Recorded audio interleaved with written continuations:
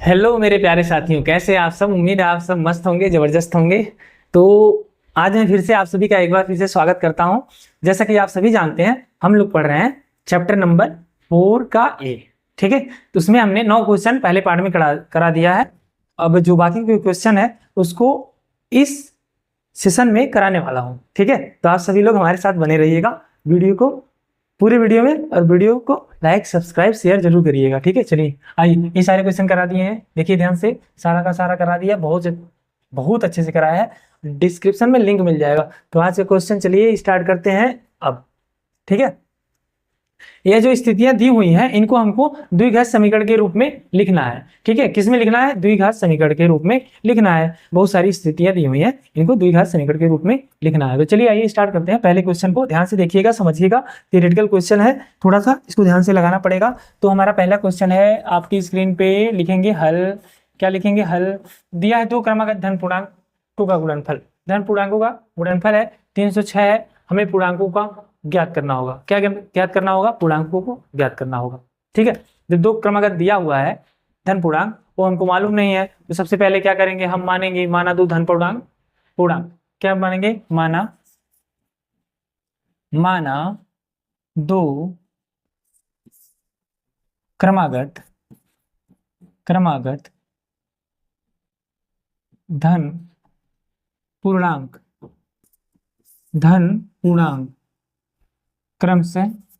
क्रमशः या क्रमागत पहले ही लिख दिए हैं तो कोई जरूरत नहीं। क्रमशः x और x+1 है। ठीक है, अब दो धनात्मक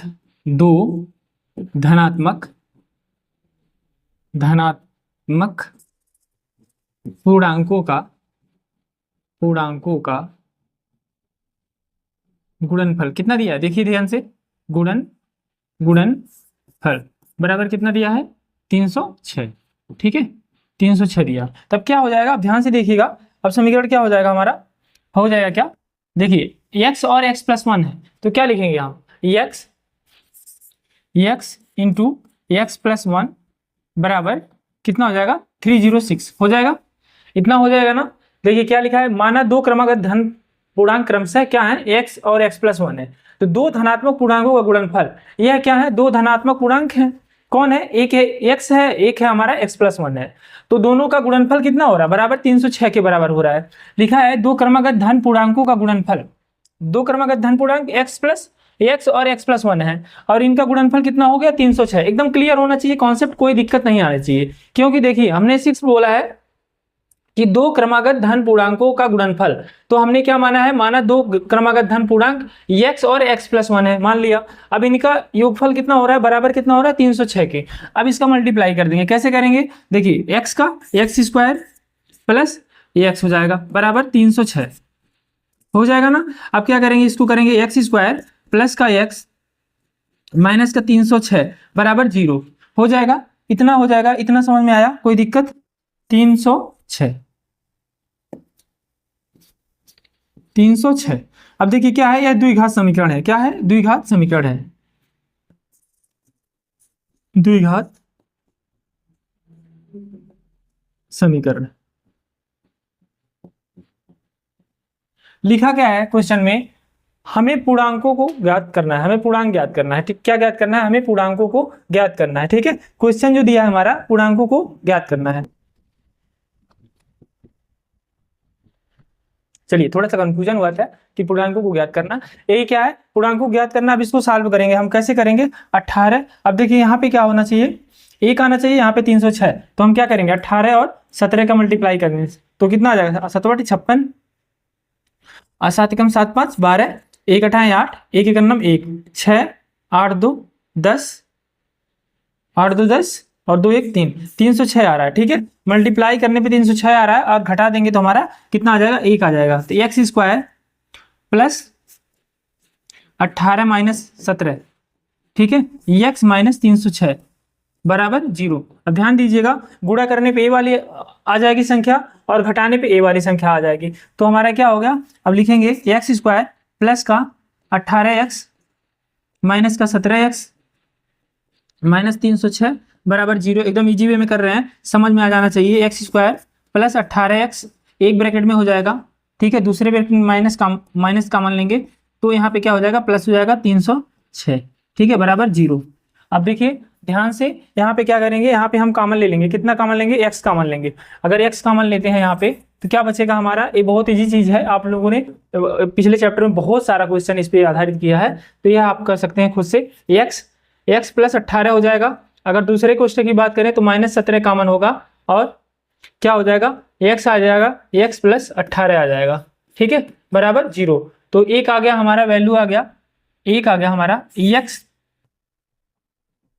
-17 बराबर 0 हो गया, और एक आ जाएगा x प्लस 18 बराबर 0, यानी कि एक आ जाएगा x बराबर 17 और एक आ जाएगा x बराबर -18, ठीक है। तो ये हमारा 18 और 17 जो है पूर्णांक आ जाएंगे, क्या आ जाएगा, 18 17 18 हमारा क्या है, पूर्णांक आ जाएगा। ये क्या हो गया, -18 और 17, तो क्या यह क्रमागत है? यह देखिए यहाँ पे एक चीज और देखना है कि क्या यह क्रमागत है, तो नहीं, यह क्रमागत दो संख्या नहीं है, नहीं, यह क्रमागत दो संख्या नहीं है, ठीक है। यही हो जाएगा हमारा सॉल्यूशन, ठीक है, इसको स्क्रीनशॉट ले सकते हैं आप। चलिए चलते हैं अगले क्वेश्चन पर। तो हल पढ़ेंगे क्वेश्चन ध्यान से। एक रेलगाड़ी 480 किमी की दूरी समान चाल से तय करती है। एक रेलगाड़ी है जो 480 किमी की दूरी समान चाल से तय करती है, ठीक है, करती है, यदि इसकी चाल 8 किमी, कितना, 8 किमी। पहले क्या कर रही है, 480 किमी एकदम समान वेग से, ध्यान दीजिएगा, समान चाल से, और इसकी चाल से तय करती है। यदि इसकी चाल 8 किमी पर घंटा कम होती है तो उसी दूरी को 3 घंटे अधिक लेती है। हमें रेलगाड़ी की चाल ज्ञात करना है। मतलब एक रेलगाड़ी है, 480 किमी की दूरी समान चाल से तय करती है, लेकिन 8 किमी पर घंटा कम हो जाती है तो वह 3 घंटे अधिक समय लेती है। तो यही चीज हमें ज्ञात करना है कि रेलगाड़ी की चाल ज्ञात करनी है। ध्यान से एक बार और पढ़ लीजिए। एक रेलगाड़ी 480 किमी की दूरी समान चाल से तय करती है, ठीक है। यदि इसकी चाल 8 किमी पर घंटा कम होती है तो वह उस दूरी को 3 घंटे अधिक समय लेती है। हमें रेलगाड़ी की चाल ज्ञात करनी है, तो क्या लिखेंगे, माना रेलगाड़ी की चाल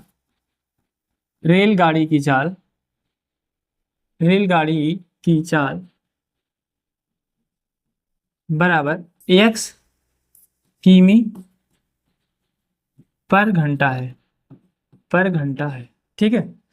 अब लिखेंगे 480 किलोमीटर किमी की दूरी तय करने में लगा समय बराबर क्या होगा, दूरी बटे चाल, तो क्या हो जाएगा, दूरी 480 है और चाल हमने क्या माना,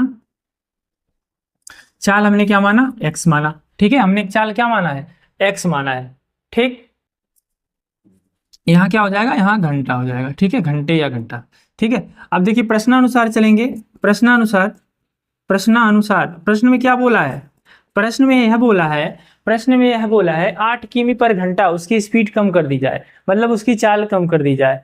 तो क्या लिखेंगे, अब यदि इसकी चाल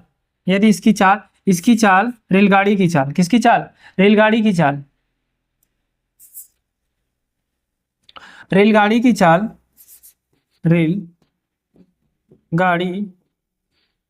की चाल 8 किमी पर घंटे कम होने पर क्या हो जाएगा, x माइनस 8, क्या हो जाएगा, x माइनस 8 किलोमीटर पर घंटा। देखिए हमने क्या माना है, चाल को x माना है, अब 8 किमी पर घंटा घटा दे रहे हैं तो x माइनस 8 हो जाएगा। तो क्या हो जाएगा, अब इस यहाँ भी लिखेंगे कि 480 किमी की दूरी तय करने में लगा लगा समय बराबर क्या हो जाएगा, बराबर हो जाएगा 480 बटे में x माइनस 8 घंटा। ठीक है, ठीक है 480। अब देखिए यहाँ पे क्या किया, हमारा यहाँ पे देखिए चाल बराबर है तो हमने x माना है, समान चाल को x माना है, और समान चाल से अगर हम 8 किमी पर घंटा कम कर दे रहे हैं तो x माइनस 8 हो जाएगा कि नहीं हो जाएगा। एकदम इजी वे में बता रहे हैं, हमारा समान चाल क्या है x है, और 8 हम घटा देंगे 8 किलोमीटर पर हावर तो x माइनस 8 हो जाएगा ना। इतना समझ में आया, इतना समझ में आया। तो चलिए अब आगे चलते हैं, यहाँ पे थोड़ा सा इरेज कर देंगे, है ना, मिट गया पूरा, अच्छी बात है। तो यहाँ पे हम इस तरफ लेंगे, थोड़ा जगह कम पड़ जा रहा है, ठीक है। चलिए अब देखिए दोनों क्या है, दोनों समीकरण मिल गए। अब क्या लिखेंगे, अब देखिए यहाँ पे क्या है 480 x माइनस 8 उसके बाद क्या हो जाएगा माइनस 480 बटे में एक्स,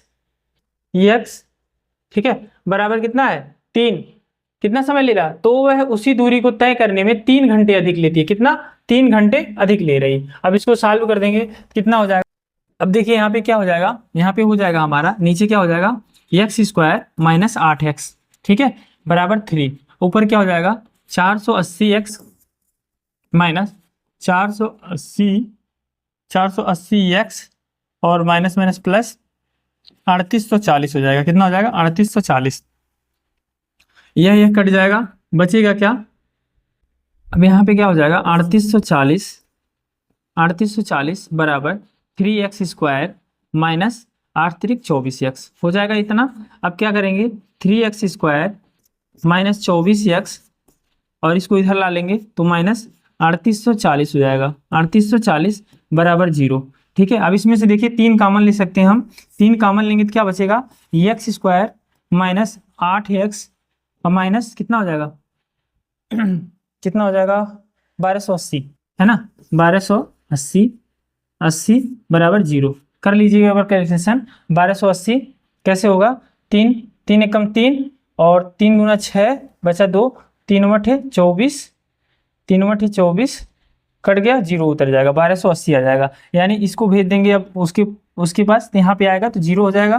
समीकरण मिल गया x square minus 8x minus 1280, ठीक है। अब थोड़ा सा जगह ले लेते हैं और इसको द्विघात गुणनखंड विधि से हम सॉल्व कर देते हैं। स्क्रीनशॉट ले लिए आप लोग। चलिए यहाँ पे थोड़ा सा जगह लेते हैं हम और उसके बाद इसको लगाना शुरू करते हैं, ठीक है। अब क्या हो गया सवाल हमारा, हो गया x square minus 8x minus 1280 बराबर 0। तो यह क्या हो जाएगा x square minus 40 minus 32 x minus 1280। आप लोग गुणा और घटा के देख लीजिएगा। देखिए गुणा करने पे क्या होगा, इन दोनों गुणा करने पे ये आएगा, घटाने पे ये आएगा, घटाने या जोड़ने पे, तो घटाने पे लग रहा है तो घटाने पे आएगा। तो x square minus 40x plus हो जाएगा 32x माइनस 1280 हो जाएगा बराबर का 0। अब क्या करेंगे ब्रैकेट में ले लेंगे एक्स स्क्वायर माइनस 40x, एक ब्रैकेट में आ जाएगा हमारा, दूसरा क्या आ जाएगा 32x माइनस 1280 बराबर 0, एक ब्रैकेट में आएगा, ठीक है। इतना समझ में आया, कोई दिक्कत नहीं होनी चाहिए, आराम से समझेंगे सभी लोग, कोई समस्या कोई परेशानी नहीं होनी चाहिए, किसी को कोई दिक्कत नहीं होनी चाहिए। यहाँ कॉमन ले लेंगे, एक जगह क्या कॉमन लेंगे x कॉमन लेंगे तो हमारा क्या आ जाएगा x माइनस 40 आ जाएगा। दूसरी जगह 32 कॉमन ले लेंगे, 32 कॉमन लेंगे तो हमारा x माइनस 40 आ जाएगा। यानी कि दोनों ब्रैकेट में हमारा सेम आना चाहिए वैल्यू। तो एक आ जाएगा हमारा x प्लस 32 बराबर 0, ठीक है, और एक आ जाएगा हमारा x माइनस 40 बराबर 0, ठीक है। 2 आ गए, एक आएगा हमारा x माइनस 32, x बराबर माइनस 32, एक कितना आएगा x में, तो माइनस तो होगा नहीं, माइनस तो चाल हमारा होगा नहीं, x बराबर माइनस 32 और दूसरा हो जाएगा x बराबर 40। तो गाड़ी की स्पीड क्या हो जाएगी, गाड़ी की स्पीड क्या हो जाएगी हमारा, अतः तो लिखेंगे अतः रेलगाड़ी की चाल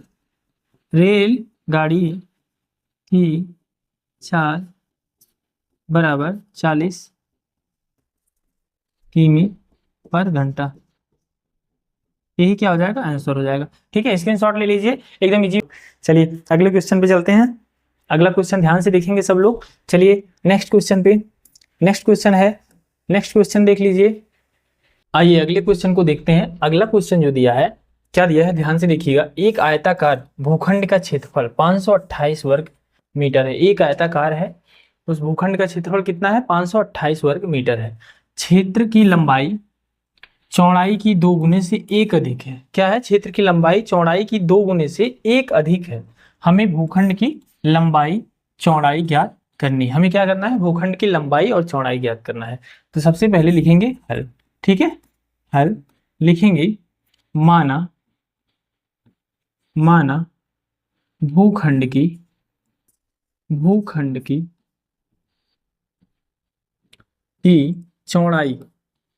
चौड़ाई बराबर x मीटर। क्या मानेंगे? x metre. ठीक है, x मीटर। ठीक है, अब क्या कह रहा है? क्षेत्र की लंबाई चौड़ाई की 2 गुने से 1 अधिक है। अब भूखंड की लंबाई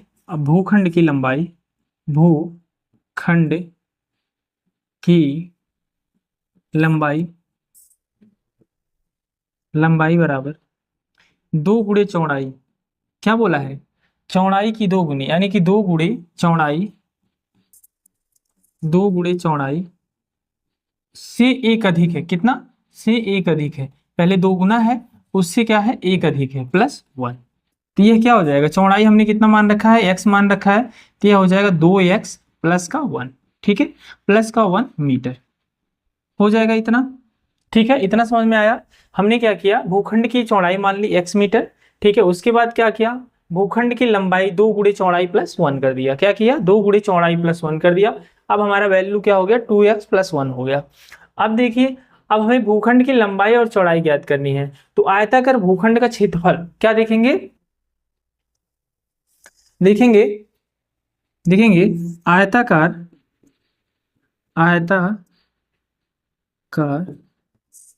भूखंड का क्षेत्रफल। क्या देखेंगे? क्षेत्रफल। तो क्या हो जाएगा? क्षेत्रफल बराबर होता है लंबाई गुणे चौड़ाई। हम जानते हैं कि क्षेत्रफल बराबर होता है लंबाई गुणे चौड़ाई। अब देखिए कितना दिया है? क्षेत्रफल दिया है, क्षेत्रफल 528 वर्ग मीटर दिया है। कितना दिया?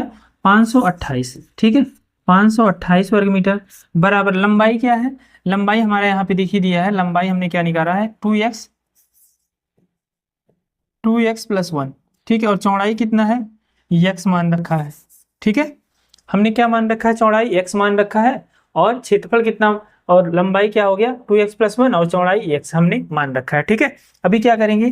528 बराबर इसका मल्टीप्लाई कर देंगे, 2x² हो जाएगा प्लस का x हो जाएगा। ठीक है, यहाँ पे क्या करेंगे? 2x² और x हो जाएगा ना? इतना आसानी से कर सकते हैं। अब एक तरफ इसको पक्षांतर कर दीजिए, तो क्या हो जाएगा? 2x² प्लस x, और इसको बराबर किधर ले आएंगे तो क्या होगा? माइनस का 528 बराबर 0। ठीक है, अब इसको गुणनखंड विधि से हम सॉल्व कर देंगे। ठीक, क्या करेंगे? गुणनखंड विधि से हम इसको सॉल्व कर देंगे। कैसे करेंगे? देखिए, इसका करेंगे मल्टीप्लाई हम कितने से? देखिए, गुणा करने पे आना चाहिए। 528 गुणे 2 करेंगे तो यह आ जाएगा 33 - 32 होगा। ठीक है, आप लोग करके देख लीजिएगा। 33 गुणे 32। ठीक है, गुणा करने पे हमारा 528 का डबल हो जाएगा, और घटाने पे हमारा x आ जाएगा। ठीक है, तो ये कर देते हैं। 2x² प्लस 33 माइनस का 32 x माइनस 528 बराबर 0। अब क्या हो जाएगा? 2x², थोड़ा सा पेन पतला कर लेते हैं थोड़ा सा, plus 33x minus 32x minus 528। Simple हम यहाँ पे गुणा करेंगे, बाकी कुछ नहीं कर रहे हैं। ठीक है, अब इसको क्या करेंगे? एक एक ब्रैकेट में कर लेंगे। ब्रैकेट में करेंगे तो क्या हो जाएगा? 2x² प्लस का 33x। कितना हो जाएगा? प्लस का 33x। ठीक है, एक ब्रैकेट में हमारा आ जाएगा, माइनस लेंगे तो 32x, माइनस बाहर हो गया तो क्या होगा? यहाँ पे कॉमन नहीं है तो प्लस हो जाएगा, प्लस 528 हो जाएगा बराबर 0। अब यहाँ पे ध्यान दीजिएगा कितना कॉमन लेंगे, यहाँ पे सिर्फ x कॉमन लेंगे। क्या लेंगे? x कॉमन लेंगे। x कॉमन लेंगे तो बचेगा क्या? 2x प्लस का 33। ठीक है, 2x प्लस का 33। यहाँ पे लेंगे माइनस का 16 लेंगे, तो यहाँ पे आएगा हमारा 2x प्लस का 33। ठीक है, 2x प्लस का 33 बराबर 0। एक बार गुणा कर लेते हैं, 16 गुणे 33 कितना होता है? 16 गुणे 33। ठीक है, 3 छक 18, 1 3 एकम 3 1 4, और 3 छक 18, 3 एकम 3 1 4, 48, 8 8 4 12, 4 1 5, 528 लिखिए आ रहा है। लास्ट में क्या आ रहा है? 528। तो एक वैल्यू हमारी आ गई x माइनस 16 बराबर 0, और दूसरा आ गया 2x प्लस 33 बराबर 0। तो इसका मान आ जाएगा x बराबर 16, और इसका आ जाएगा x बराबर माइनस का 33 बटे में 2। क्या आ जाएगा? 33 बटे में 2। तो क्या पूछा है? भूखंड की लंबाई और चौड़ाई ज्ञात कीजिए। तो भूखंड की चौड़ाई देखिए x मीटर मान रखा है, तो x क्या मान आ गया? यानी अतः भूखंड की चौड़ाई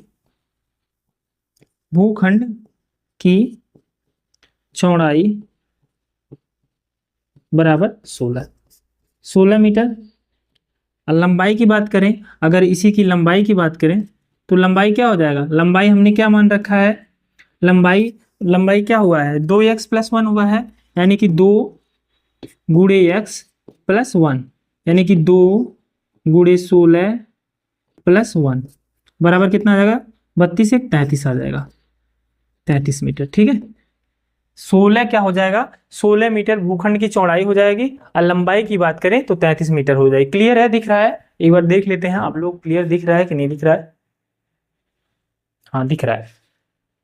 ठीक है, प्रॉपर दिख रहा है, तो यहाँ पे लिख सकते हैं आप 16 मीटर और यहाँ पे 33 मीटर। ठीक है, यही क्या हो जाएगा? हमारा आंसर हो जाएगा। यही क्या हो जाएगा? आंसर हो जाएगा।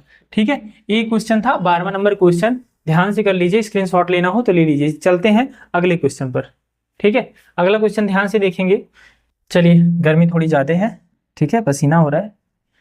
तो लिखिए, देखिए रोहन, एक मिनट, रोहन की माँ उससे 26 वर्ष बड़ी है। ठीक है, रोहन की माँ रोहन से 26 वर्ष बड़ी है। ठीक है, उनकी आयु वर्षों में का गुणनफल कितना है? अब इसे 3 वर्ष पश्चात 360 हो जाएगी, मतलब 3 वर्ष पश्चात 60 हो जाएगी, 360 हो जाएगी। हमें रोहन की वर्तमान आयु ज्ञात करनी है। रोहन की आयु जो है, देखिए ध्यान से, एक बार क्वेश्चन को पढ़ेंगे तभी हमारे समझ में आएगा। ऐसे क्वेश्चन में सबसे बड़ी बात होती है क्वेश्चन को पढ़ना और क्वेश्चन को समझना। अगर हम क्वेश्चन को सही तरीके से नहीं पढ़ेंगे, सही तरीके से नहीं समझेंगे, तो क्वेश्चन हमारे समझ में नहीं आने वाला। इसलिए जब भी क्वेश्चन को करिए, ऐसे क्वेश्चन को जब भी करिए, तो वहां एक चीज का ध्यान रखिए, प्रॉपर क्वेश्चन को पढ़िए, समझने का प्रयास करिए। ठीक है, उसके बाद ही उसको सॉल्व करिए। सबसे पहले क्वेश्चन को कॉपी में करने से पहले, एक बार आंसर करने से पहले या फिर स्टार्ट करने से पहले, एक बार माइंड में हम पूरा सेटअप बैठा लेते हैं कि क्वेश्चन ने हमसे पूछा क्या है और हमको कैसे करना है।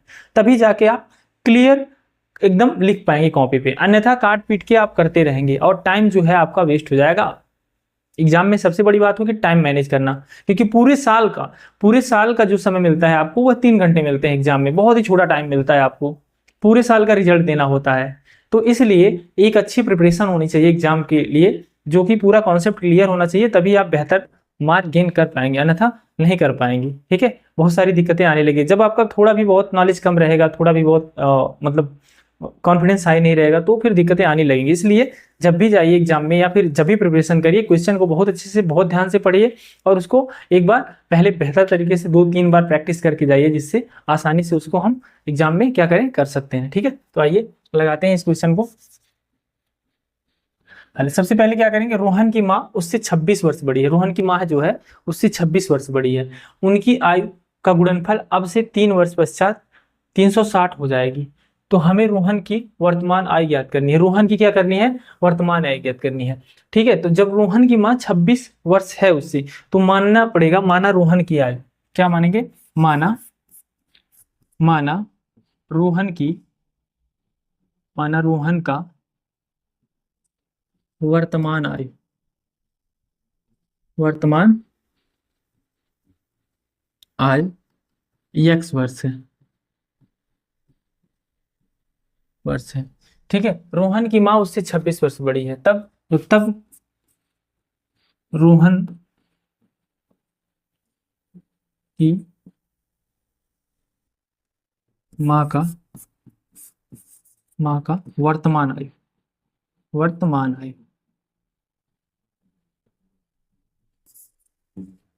एक्स प्लस 26 हो जाएगा। कितना हो जाएगा? एक्स प्लस 26 वर्ष हो जाएगा। ठीक है, एक्स प्लस 26 वर्ष। देखिए क्या लिखा है, रोहन की माँ उससे 26 वर्ष बड़ी है। अगर हम एक्स मान रहे हैं, एक्स हमने मान लिया रोहन का वर्तमान आयु, तो वर्तमान आयु उसकी माँ का भी मानेंगे तो एक्स प्लस 26 हो जाएगा, क्योंकि उससे 26 साल तो बड़ी है। अगर एक्स उम्र रोहन का है तो उसकी माँ उससे 26 साल बड़ी है, तो प्लस का 26 करेंगे तब जाके तो वो बड़ी होंगी। कितना? 26 साल, तभी जाके बड़ी होंगी। अब देखिए 3 वर्ष पश्चात, 3 वर्ष क्या लिखा है क्वेश्चन में, उनकी आयु वर्षों में 3 वर्ष पश्चात, 3 वर्ष पश्चात, 3 वर्ष पश्चात कितना हो जाएगा? तो रोहन की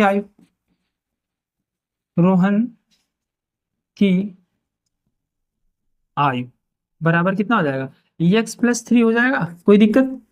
3 वर्ष बाद अगर देखेंगे किसी की आयु में कोई चीज जोड़ते हैं, मान लीजिए आप 6 साल के हैं और 3 वर्ष बाद बोल दें आपका आयु कितना होगा, तो 3 ही साल तो बढ़ेगा। तो उसी तरह रोहन का वर्तमान आयु 3 है, 3 साल बाद देखेंगे तो कितना हो जाएगा? एक्स प्लस 3 हो जाएगा। जो भी वैल्यू रहेगा उसमें तो 3 ऐड कर देंगे। तो इसमें क्या किया हमने? 3 ऐड कर दिया। ठीक है, 3 वर्ष पश्चात रोहन की आयु में हमने 3 ऐड कर दिया। और जब इसकी आयु इतनी है तो उसकी माँ की भी आयु तो इतनी ही चलेगी। अब 26 साल बड़ा है तो बड़ा ही रहेगा, उसके बाद दोनों में ऐड होगा, यानी कि 26 प्लस 3 हो जाएगा। कितना हो जाएगा? उसकी माँ की आयु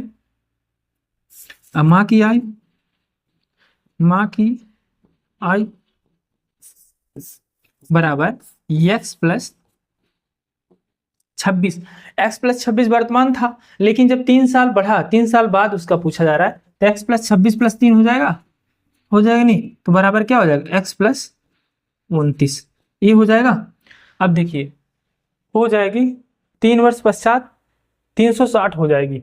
हमें रोहन की वर्तमान आयु ज्ञात कीजिए। अब देखिए, अब प्रश्नानुसार चलेंगे। अब प्रश्नानुसार क्या हो जाएगा? एक्स प्लस 3 और एक्स प्लस 29 बराबर कितना हो जाएगा? 360 हो जाएगा। अब गुणा कर दीजिए इनका, इसका एक्स स्क्वायर हो जाएगा, इसका x square plus 29x 29x plus 3x plus 9 3 27 और 2 3 6 2 8 87 प्लस का 87 प्लस का 87 बराबर 360। अब इधर सॉल्व कर देते हैं इसको। ठीक है, देखिए एक्स स्क्वायर 29x, इसको जोड़ देंगे हमारा कितना हो जाएगा? 32x हो जाएगा। 32x और इसको घटा देंगे तो क्या हो जाएगा? एक्स स्क्वायर प्लस 32x, दोनों को जोड़ दिए 32x और प्लस 87 माइनस 360 को पक्षांतर कर दिए बराबर 0। ठीक है, अब कितना बचेगा? अब घटा दीजिए, एक्स स्क्वायर प्लस 32x और यहाँ पे आ जाएगा माइनस में 273 आएगा। ठीक है, माइनस 273 बराबर 0। ठीक है, इतना क्लियर है ना? इतना क्लियर? कोई दिक्कत? इतना आ गया। अब यहाँ पे क्या करेंगे? अब करेंगे एक्स स्क्वायर प्लस कितना हो जाएगा? 39 माइनस 7 करेंगे तो हमारा ए वैल्यू आ जाएगी और घटाएंगे तो ए वैल्यू आ जाएगी, माइनस एक्स माइनस 273 बराबर 0। ठीक है, हो जाएगा। कोई दिक्कत? अब क्या करेंगे? एक्स स्क्वायर प्लस का 39x, ये पूरा चीज़ आपको आ रहा होगा, पिछले चैप्टर में बहुत अच्छे से कराया था। ठीक है, उसके बाद 7x माइनस 273 बराबर का 0। अब एक्स स्क्वायर प्लस 39x एक ब्रैकेट में हो जाएगा माइनस 7x और प्लस 273 बराबर 0। तो यहाँ पे क्या कॉमन ले लेंगे? यहाँ पे कॉमन लेंगे एक्स कॉमन लेंगे तो एक्स प्लस 39 आ जाएगा और यहाँ पे कॉमन लेंगे माइनस का 7, तो यहाँ पे क्या आ जाएगा? एक्स प्लस 39 यहाँ पे भी आ जाएगा बराबर 0। एक आ जाएगा एक्स माइनस 7 बराबर 0 और दूसरा आ जाएगा एक्स प्लस 39 बराबर 0। तो यहाँ पे आ जाएगा x बराबर 7 और यहाँ पे आ जाएगा x बराबर -39। ठीक है, तो हम प्लस कर लेंगे तब हमने क्या मान रखा है, x का 7 ही हो जाएगा, मतलब रोहन की आयु कितनी हो जाएगी, रोहन की आयु हो जाएगी 7, रोहन की आयु 7 हो जाएगी और रोहन की माँ की आयु कितना हो जाएगा, x + 26, यानी कि 7 + 26 रोहन की माँ की आयु हो जाएगी। तो लिखेंगे हम क्या, यहीं पे लिख देंगे रोहन का आयु बराबर 7 वर्ष,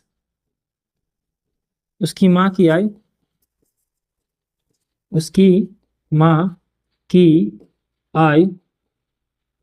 बराबर 7 + 26 बराबर 33 वर्ष।